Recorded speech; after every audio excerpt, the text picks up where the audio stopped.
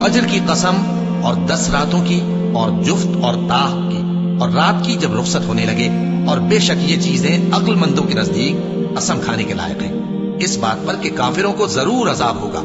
کیا تم نے نہیں دیکھا کہ تمہارے پروردگار نے قوم عاد کے ساتھ کیا کیا، جو ارم کہلاتے تھے، دراز قد مانند ستونوں کے، کہ تمام ملک میں ایسے پیدا نہیں ہوئے تھے؟ اور سمود کے ساتھ کیا کیا، جو وادی قرا میں چٹانیں تراشتے تھے؟ اور فرعون کے ساتھ کیا کیا، جو خیمے اور میخیں رکھتا تھا؟ یہ لوگ ملکوں میں سرکش ہو رہے تھے، بس ان میں بہت سی خرابیاں کرتے تھے، تو تمہارے پروردگار نے ان پر عذاب کا کوڑا برسا دیا۔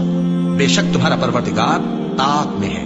اگر انسان عجیب مخلوق ہے کہ جب اس کا پروردگار اس کو آزماتا ہے، کہ اسے عزت دیتا اور نعمت بخشتا ہے، تو کہتا ہے کہ میرے پروردگار نے مجھے عزت بخشی، اور جب دوسری طرح آزماتا ہے کہ اس پر روزی تنگ کر دیتا ہے، تو کہتا ہے کہ میرے پروردگار نے مجھے ذلیل کیا۔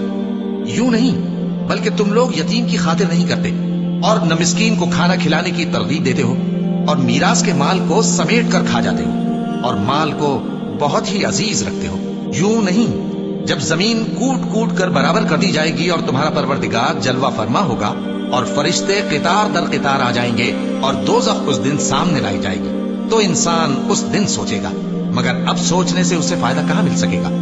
کہے گا کاش میں نے اپنی اس زندگی کے لیے کچھ آگے بھیجا ہوتا، تو اس دن نہ کوئی اللہ کے عذاب کی طرح کا عذاب دے گا، اور نہ کوئی اس کے جکڑنے کی طرح جکڑے گا۔ اے اطمینان والی جان، اپنے پروردگار کی طرف لوٹ چل، تو اس سے راضی، وہ تجھ سے راضی، سو تو میرے خاص بندوں میں شامل ہو جا اور میری بہشت میں داخل ہو جا۔